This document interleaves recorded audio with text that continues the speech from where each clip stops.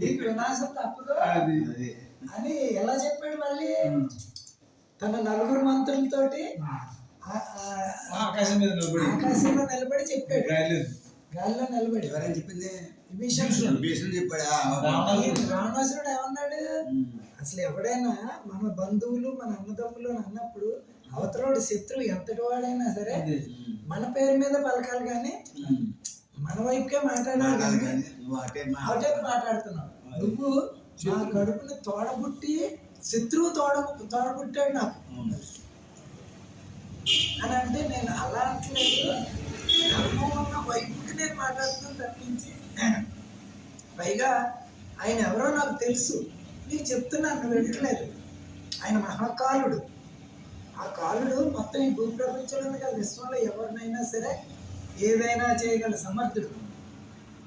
ఆయన తోడుగా శక్తి వచ్చేసింది. ఆ శక్తిని నువ్వు తెచ్చేసావు